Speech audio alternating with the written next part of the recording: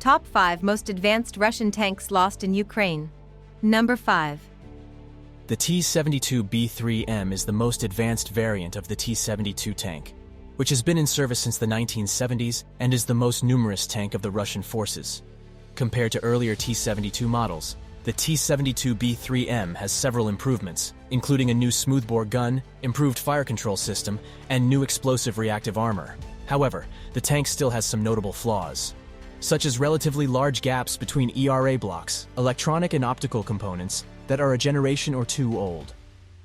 Also, one of the most significant drawbacks is its low reversing speed, which, as the war in Ukraine showed, is crucial in real battle conditions. The tank's top reversing speed is only 4 to 5 kilometers per hour, which is around 6 times slower than of the most Western tanks. In addition, the tank's turret is famously known to get blown away in case of penetration, which is a weakness it shares with other Soviet and Russian-made tanks. Despite these drawbacks, the T-72B3M is a very cost-effective solution to fill the Russian army with numerous amounts of tanks it needs. The philosophy of the Russian army is that numbers are more important than quality, which may be why Russia has lost a significant amount of these tanks in Ukraine. There are documented at least 210 T-72B3M lost, out of which 102 were captured by Ukrainian army. Number 4. The T-80BVM is a new addition to the Russian military arsenal, introduced in 2017. T-80 was originally slated for retirement by 2015 due to high maintenance costs, but plans changed when Russia's Arctic ambitions were reignited, leading to the modernization of some T-80BV tanks to BVM standard.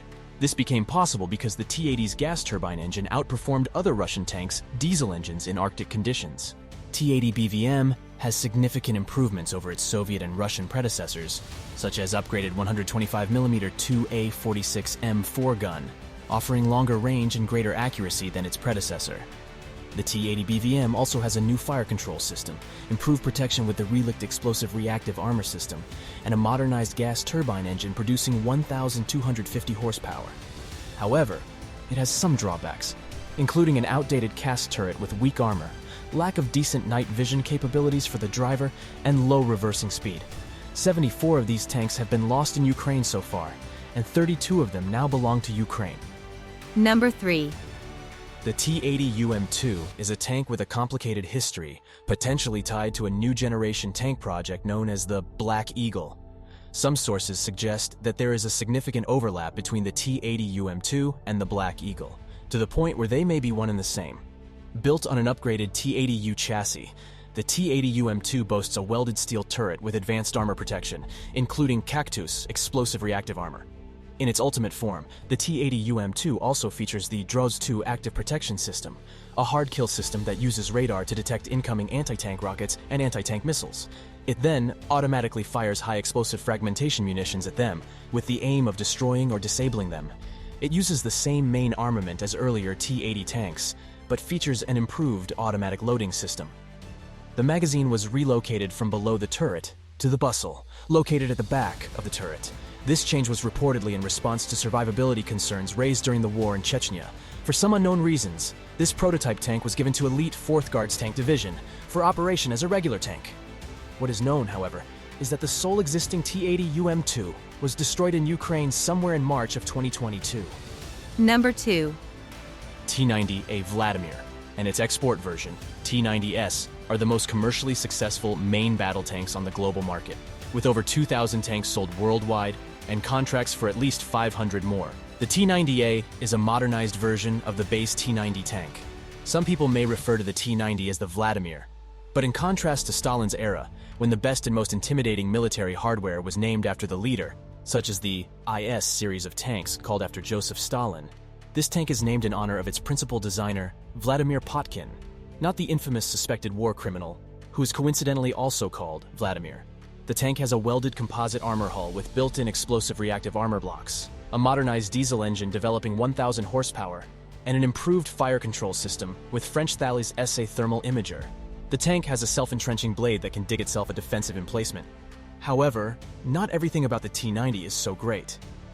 As it was developed from the T-72, it inherited some of its problems, such as a cramped space for the crew. It also suffers from extremely slow reverse speed and inferior electronics and fire control systems compared to its Western counterparts. Russia has lost 36 T90A and 6 T90S tanks. Out of those, 12 T90Is and 1 T90S now serve in Ukraine armed forces. Number 1. The T90M, also known as Prorov 3, is a heavily upgraded version of the T90 tank, featuring enhancements such as a new all-welded turret design, advanced fire control system with integrated combat information and control systems called Kalina, new Urbis K gunner's sight, and 4 video cameras that provide a 360-degree view for the commander, new 1130 horsepower engine, new autoloader, upgraded gun, new remotely controlled weapon station with cored heavy machine gun. The ammunition carousel has improved armor, and the hull has additional armor plates. It has brand new relict explosive reactive armor on the turret and hull, as well as new active protection systems, including the Stora 1M and Arena M. Stora system is supposed to block guidance signals and jam controls of incoming anti-tank missiles by emitting infrared signals, and Arena system should destroy inbounding warheads by firing a defensive rocket at them. Despite all of these numerous advancements, the tank hasn't riddled of the weaknesses, including a high price tag of $4.5 million, poor ergonomics, and of course, a low reversing speed. Even though T90M appeared on the battlefield relatively late and in small numbers, at least 15 of them have been already lost in Ukraine. Out of those, at least 2 of them were captured by Ukrainian armed forces. I hope you enjoyed this video. If you want to see more content like this, please consider subscribing to my channel. Also, don't forget to check out the suggested videos that appear on your screen.